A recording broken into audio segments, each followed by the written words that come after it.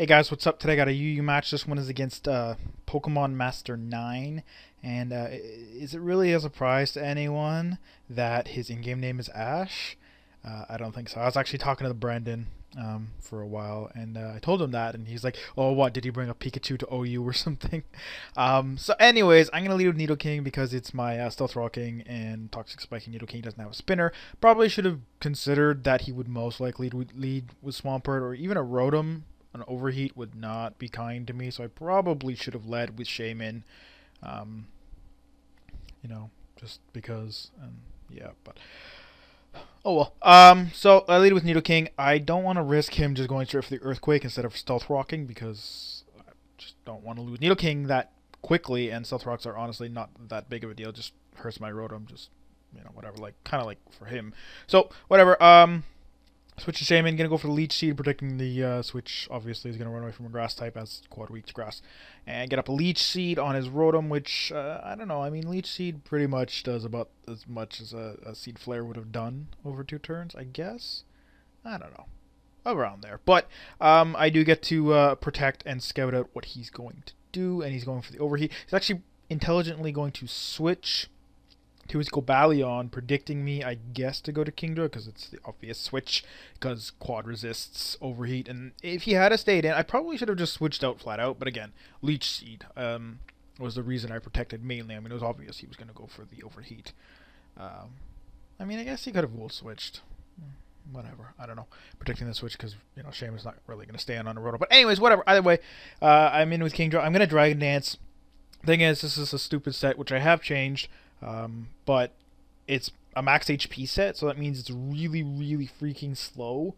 Even after a Dragon Dance, it doesn't outspeed Cobalion, it doesn't outspeed Zapdos even, so I changed it now. After a Dragon Dance, it will outspeed base 115, so the only 2 things in UU that it can't outspeed is Crobat and Weavile, but it outspeeds, Azelf, it outspeeds Raikou, and, of course, Cobalion and Zapdos and Flygon and all these things after a +1, assuming they're not Scarfed, of course.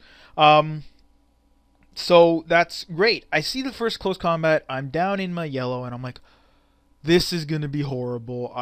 When I picked my team, I'm like, oh, hey, I don't really have a fighting resist, and I'm kind of get screwed by fighting, but whatever, that's fine. And then he has a fast fighting type like Cobalion, and I was like, ugh. But he's weak, and he actually doesn't kill me. I live with actually quite a bit more HP than I was expecting, considering I was thinking I was going to die. But anyways, and I actually kill him with a Waterfall, which is great. I mean, if I had have been what I am now, it wouldn't have mattered because I wouldn't have taken that second hit because I would have been faster. But, well, yeah, no, I wouldn't have. So anyways, he brings in Sharpedo. I'm going to predict to protect because that's generally what Sharpedos do. And I'm going to go for the rest, which he's obviously not expecting because he goes for the protect, even though I would be faster even if he didn't, so it wouldn't matter. I mean, I am faster than a Sharpedo. My speed was, I think, yeah, I'm pretty sure it would outspeed a Sharpedo with no speed investment. Well, 4. And Adamant.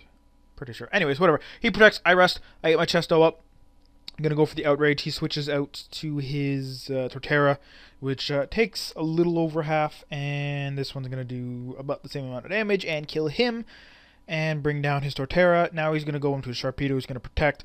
If he had have protected on the first or the second turn of a 3-turn Outrage, it would interrupt it and then I would be fine. But because it's the last turn, so either the second turn of a 2-turn Outrage or a third turn of a 3-turn Outrage, it ends it kind of like, it's sort of weird how that happens. But anyways, I get confused and that's not good. But whatever, I already got a Dragon Dance. I used my Chesto Berry already, so whatever. I'm not expecting Kingdra to be that terribly useful, and so I just go for Outrage and I kill him.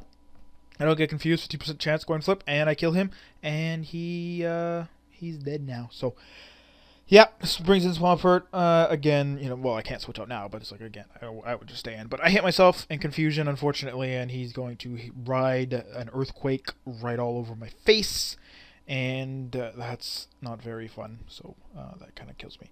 Plus, he gets a crit, which I really don't know if it mattered. I don't think so. I mean, Swampert's pretty strong. I think it's like, what, 100 base attack or something? 110? No, I think that's its HP. Whatever. Go to Shaman. I'm gonna go for the Seed Flare. I miss, which really sucks, and he has Ice Punch, which doesn't suck as much because I think Ice Beam would be stronger because I'm physically defensive. It doesn't matter. I go for lead sheet, predicting the switch to his Rotom, but he actually doesn't. He goes for Toxic, which means he doesn't have Scald or Waterfall, which is a little weird. I would rather have Stab than Ice Punch, I guess.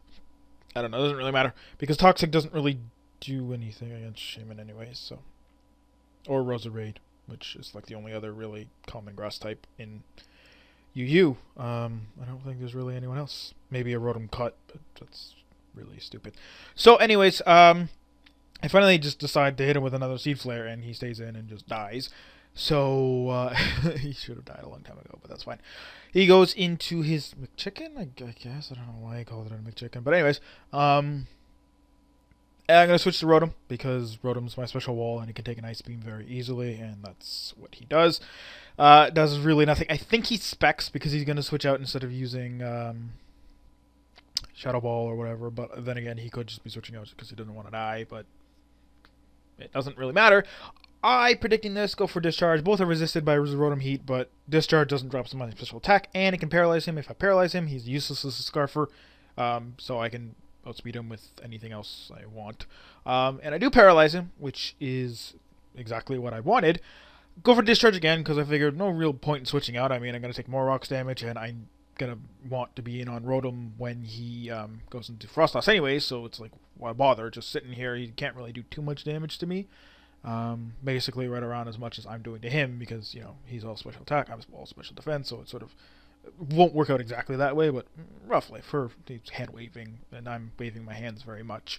But you can't see that because it doesn't translate very well through voice recording, which is a mystery to some people. But anyways, I end up killing him because I get a crit and he gets fully paralyzed, which kind of hilarious, but again, doesn't really matter because he would have done like not even 100 damage to me, so I hit him with an overheat here, and he just flat out dies, and that's the end of the battle. So I hope you guys enjoyed this quick little match, and kind of wanted to use Zoroark, but I didn't really need to. And like I said, I was like, oh, I thought I was in trouble against Cobalion, but it turns out that I didn't need to be worried because, yeah, Min-Max came and helped me. We'll see from the calcs how close that should have been. Anyways, have a good night. Peace.